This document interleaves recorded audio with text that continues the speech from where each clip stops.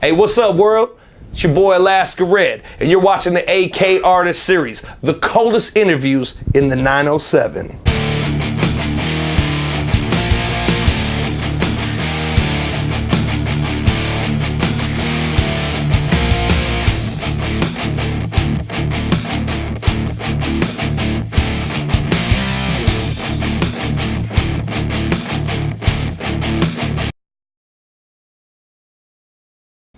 Myself, I've been doing music close to 20 years now.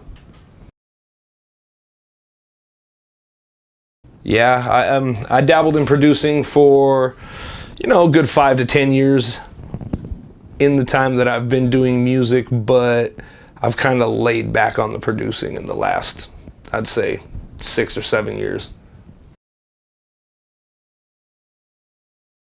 I've been doing promotion like locally for better of 15 years or so, but on a bigger scale and bringing national acts up to our city and to Alaska in general about 10 years now, running my company Permafrost Promotions. My major influences in music have really always been my father and my brother. I mean, there's so many greats to choose from, it's hard to narrow it down, but I mean, I've been influenced by the greats from back in the day in hip-hop, rock and roll. I mean, it reaches so many genres and people that it's like, it'd be hard to sit here and name off, how many you want me to name. I could go on forever, from Led Zeppelin to Metallica to, to nowadays we got E40, Tech 9. I mean, there's so many people that have influenced me musically through my career that it's really hard to narrow it down and put a pinpoint on it. Like, I can say that this one artist has been the major influence or whatnot, but there's been a lot, man. There's really been a lot. I enjoy many genres of music and many artists. Basically, I'm open to working with any local artists. I really support the local arts. Whether it's music, artistry in any way, shape, or form, and any kind of local person trying to succeed in business, I'm very supportive in that aspect. So I've done a lot of work with a lot of the local artists that I've wanted to work with. I mean, if there's any artists that see this and want to reach out to me and work, I'm always up for that. So yeah, man, holler at me. There's a handful of producers and people that I would like to sit in rooms with and kind of pick their brains and just kind of watch what they do and pick up some stuff from them for sure. There's a lot of artists that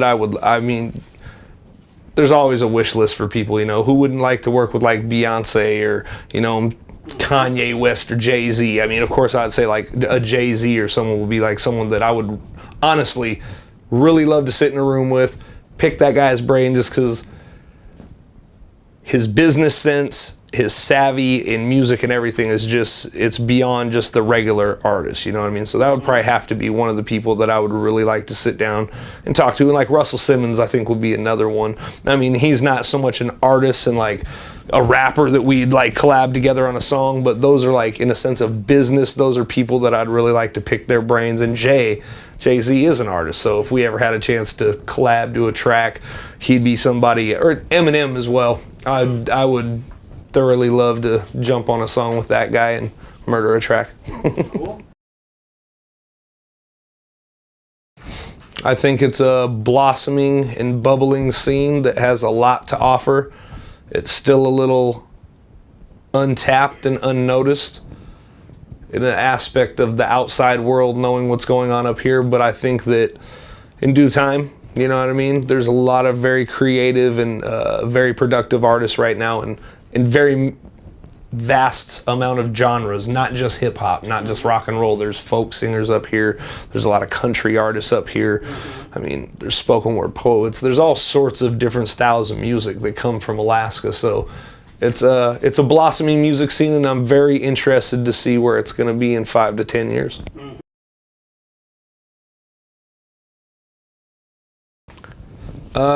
One thing I would suggest is that the local music scenes were I mean, and this is something every artist always says, you know, support the local music scene or whatnot, but it's really a true statement in the fact that I think that venue owners should show support to the local artists in the sense of helping them book gigs, getting them into events and venues and doing things like that, and actually throwing a little bit of money their way when it's a night that they're booked there for, you know what I mean? Or, you know.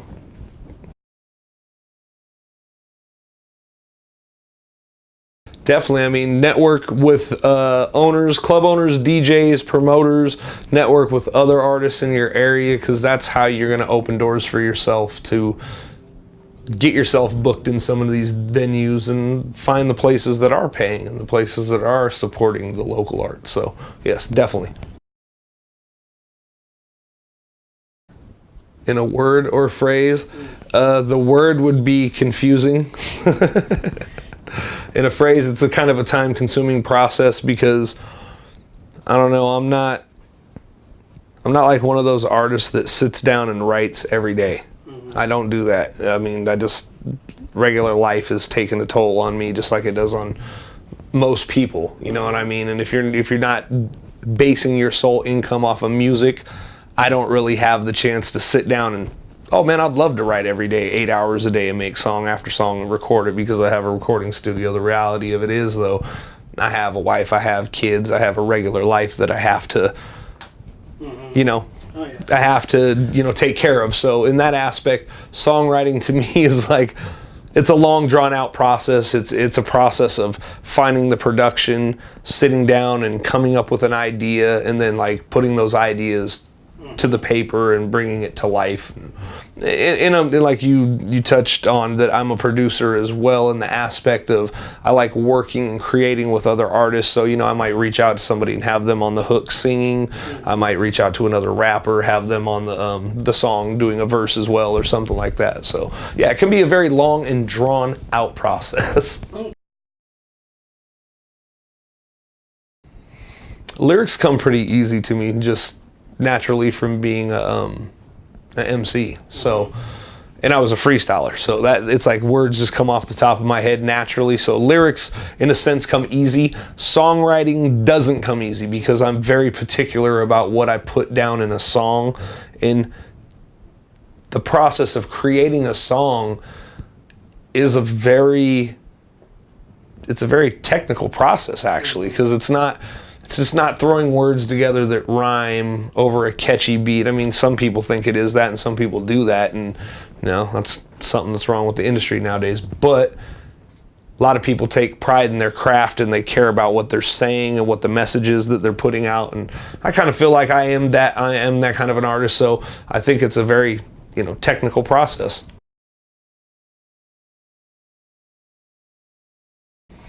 It could be anything, man. Day to day, given. Something could happen on the way to the grocery store. Something could happen with one of my kids. And like, anything could happen. It could be good, it could be bad, and that's what makes good music, real life experiences.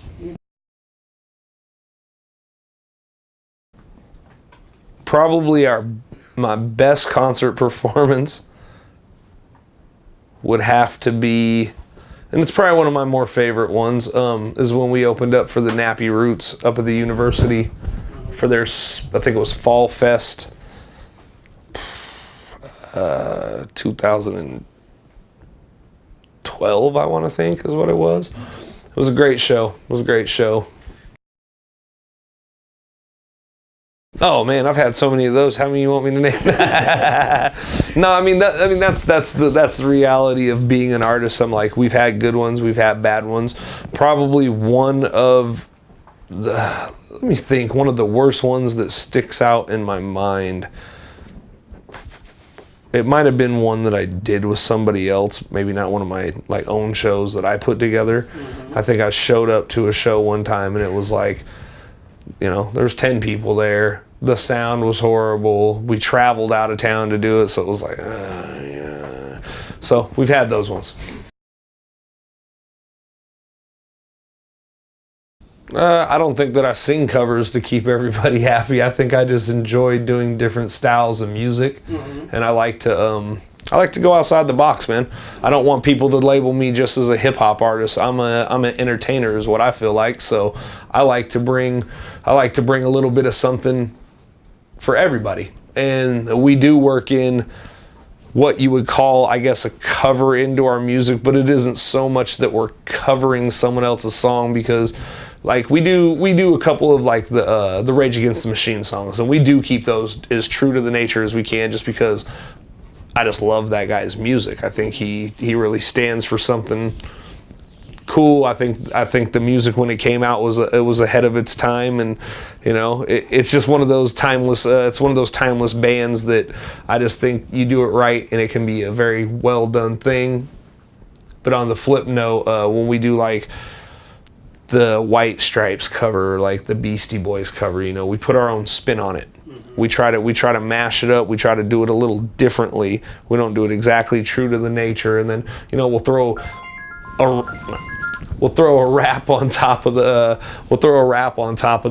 the beat, instead of maybe just keeping the singing lyrics going. You know, now the Beastie Boys, we're not doing it true to the nature of the straight DJ or whatnot. We have a live band playing it, so it's totally different format. So in that aspect, I think it's just being creative in creating is where I like to go with it. Covers, yeah, but we like to try to make them our own too at the same time. Well, I mean, that's how it's funny, because in reality, you have to take it with a grain of salt. And like, if you're being successful at anything in life, you're going to get criticism, man. It doesn't matter if you're doing music. I don't care if you're successful in sports. I don't care if you're successful in the office place. I don't care if you're successful.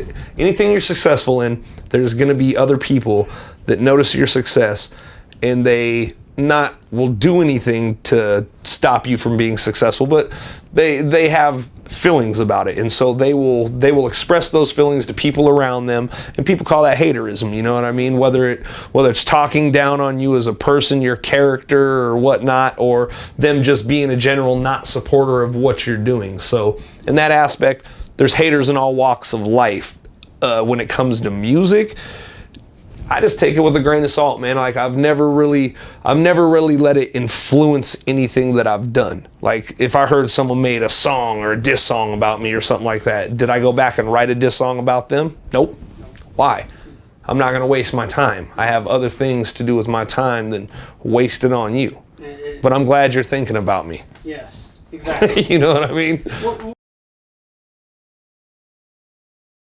Constructive criticism is something that I think every artist should take to heart and like take lightly, because man, you get the right person telling you something, man, and sometimes it's like it's important to like put your pride down or put your ego way down and go, okay, damn, you know what I mean? Because down the road, that might be something that sticks in your head that helps you in a situation, or you know, makes you grow as a person and an artist, man. Because there's people that have lived longer than you. There's people that have done more than you. Always, no matter what walk of life you're in or what you're doing as a profession. It's like, you might be someone that is 45 years old and, you know, I'm kind of seasoned or whatever, you know, and then you got a guy coming in that's 17, 18, 19, 20.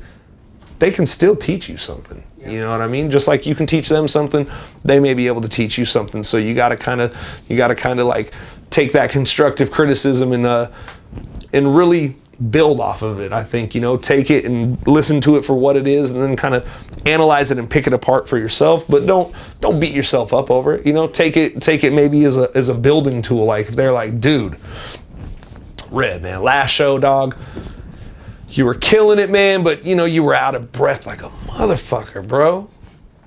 You know, I gotta sit back and go, damn, you're right. Was I smoking too much before the set? Maybe I should quit smoking cigarettes altogether. How am I gonna be a better artist if I don't just quit, you know what I mean? So it's like, you have to kind of take that, and really, that was a criticism I got from somebody, and it helped me quit smoking cigarettes. Cool. You know what I mean?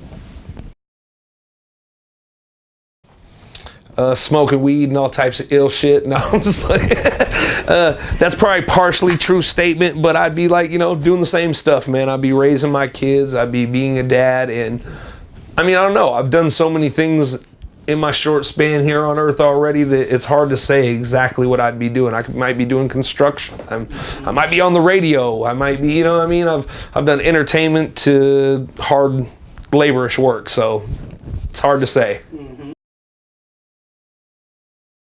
I'm gonna say my best backup person that I've ever had has been my homie Rio the Renegade. Shout out to my dude Rio, man. We miss him.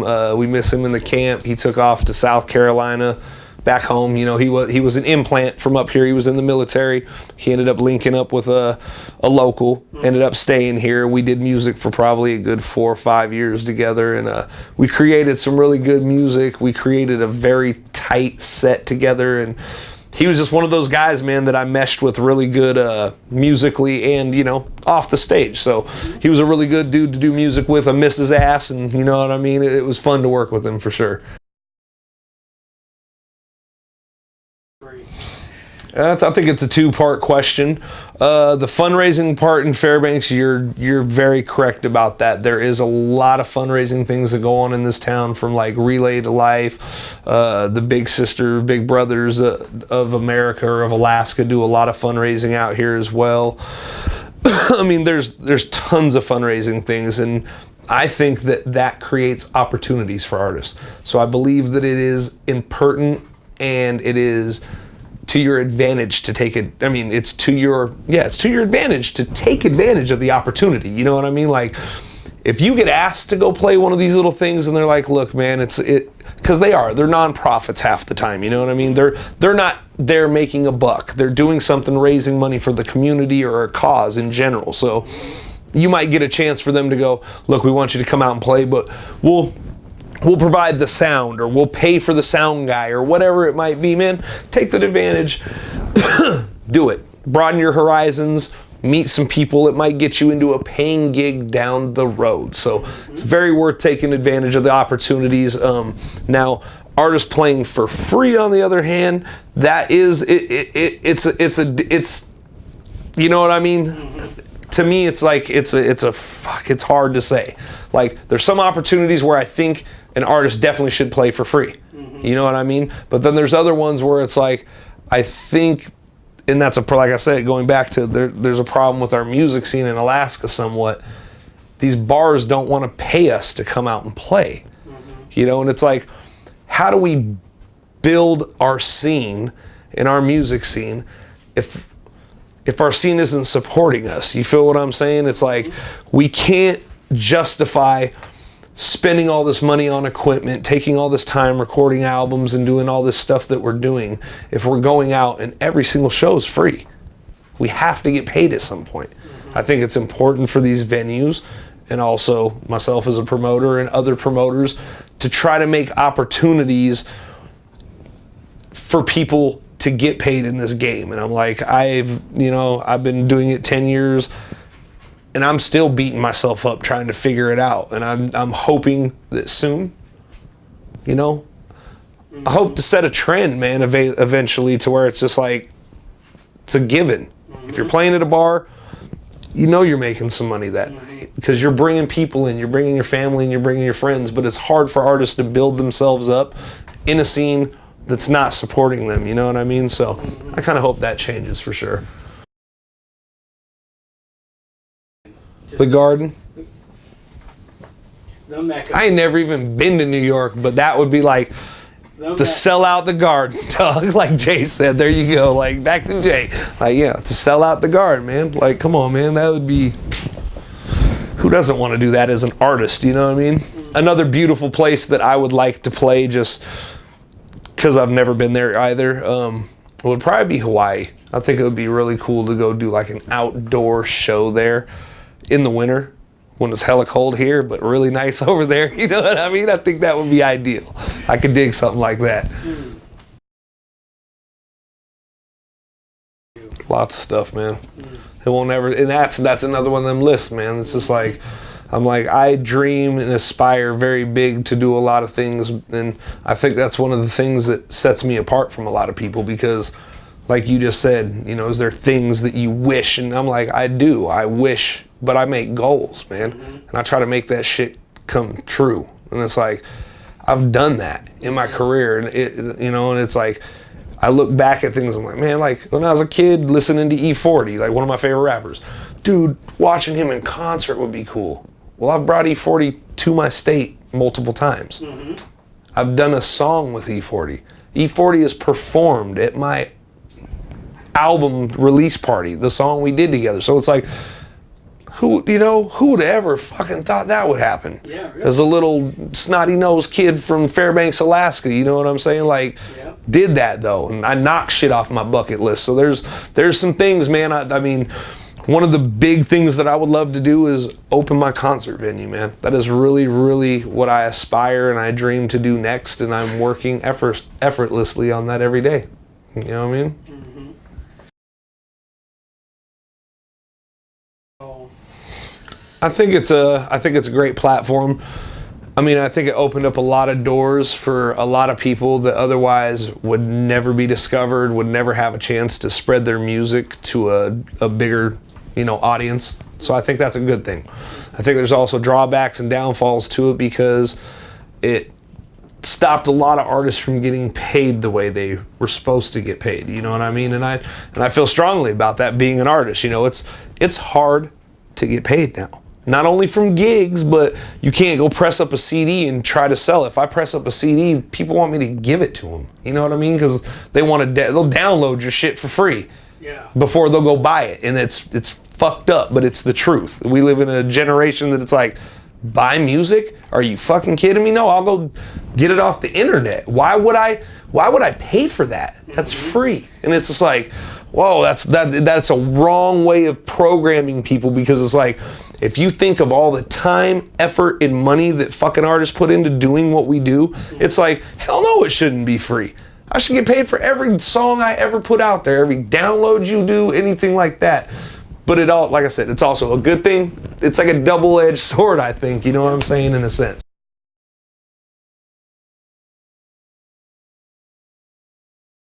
I believe that wholeheartedly. It's one of the best ways to get paid nowadays in the industry, because again, it goes back to the album sell thing is not really a huge income source now. Bands make more money off of doing shows and selling merchandise than they do off of pretty much album sales and stuff. So if you're one of those bands that can constantly stay moving and doing tours and getting out there on the road and getting on festivals and stuff like that, hell yeah, man, that's the way to make great money.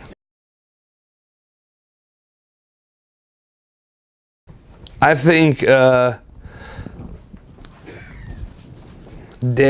I think it would be Bob Marley. You know what I mean? Oh, yeah. What song do I think that I'd like to do with him? I would like to do the mashup of my fucking Smoke song with him, because we kind of do the little steer it up, the beat behind it, and then have him do like the hook behind it, you know what I mean? And then I think that would be so fucking cool, man, to be able to perform with someone like Bob Marley, man. And then now, on the Alive side, because I got to bring it to you live too. I'm not even going to bullshit with you.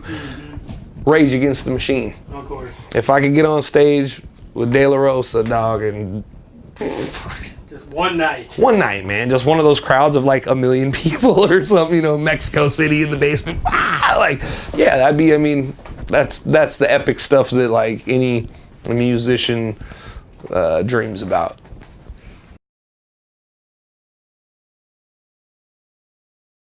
Not a whole lot more to say, man. I appreciate you guys coming out and doing the interview and, reaching out to local artists. I just want to say to all the local artists again, man, keep doing your thing. Keep pushing forward. Don't ever stop doing what you're doing, because, you got to believe in yourself first and foremost and be wholehearted about it, man. If you want to succeed, you only get out of it what you put into it, man. So keep on pushing, man. 907 stand up. Say K all day.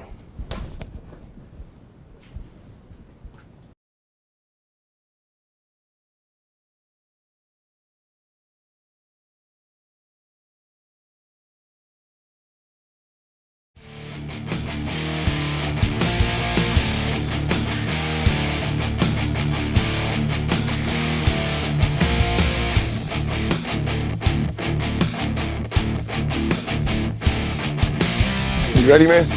All right, I'm ready. I go by the rap name Starbucks. Oh yeah, of course. My whole last project, 90% of it was fusion music where I had, you know, bass player, guitar, drummers. I did a lot of work with Diamond Fuller on the drummer on that last project. So, I can tell you I've had two that literally sit chills up my spine. I'm not the biggest guy, so I almost wouldn't change anything because of this.